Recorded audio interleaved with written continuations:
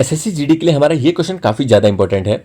जब किसी शुद्ध पदार्थ के पिघलने की प्रक्रिया होती है तब कौन सा गुण स्थिर रहता है, यानी कि मेल्टिंग प्रोसेस किसी प्योर सब्सटेंस की होती है तो क्या चीज़ कांस्टेंट रहती है। ये हमारा ना थर्मल फिजिक्स का एक बहुत ही इंपॉर्टेंट और स्कोरिंग कंसेप्ट है। चलिए इसे बहुत ही आसान भाषा में समझते हैं।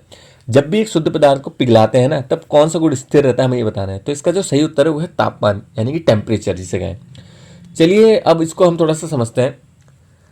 जैसे जब भी कोई शुद्ध पदार्थ होता है ना, जैसे मोम या फिर बर्फ या फिर नेफ्थलीन, इस तरह की चीज़ों को अगर हम पिघलाना शुरू करते हैं तो उसका तापमान बढ़ना बंद हो जाता है। इसका रीज़न ये होता है कि जैसे हम हीटिंग देते हैं ना तो सारी की सारी ऊर्जा जो होती है वो तापमान बढ़ाने में नहीं लगती है, बल्कि वो ऊर्जा सॉलिड को लिक्विड में बदलने में, मतलब कहें कि अवस्था परिवर्तन में लगती है। अब इस एनर्जी को हम गुप्त ऊष्मा कहते हैं, यानी कि इंग्लिश में जिसे कहते हैं लेटेंट हीट। इसलिए मेल्टिंग जब शुरू होती है तो टेम्परेचर एकदम कांस्टेंट हो जाता है, स्थिर, चाहे आप कितनी हीट देते रहें। जैसे एग्जाम्पल के लिए जो आइस होती है, बर्फ, वो 0 डिग्री पर पिघलना शुरू करती है, लेकिन फिर जब तक सारी बर्फ पानी में ना बदल जाए ना तब तक टेम्परेचर उसका 0 डिग्री पर ही रहता है। चलिए हम अपने ऑप्शन देखते हैं बाकी क्या क्या थे। जैसे पहला दूसरा ऑप्शन है हमारा द्रव्यमान, यानी कि मास। मास भी अधिकतर क्या होता है, कांस्टेंट ही रहता है, लेकिन जब मेल्टिंग की परिभाषा में इसका कोई भी संबंध नहीं है, ये की प्रॉपर्टी नहीं है इसकी। अगला हमारा है वॉल्यूम, यानी कि आयतन।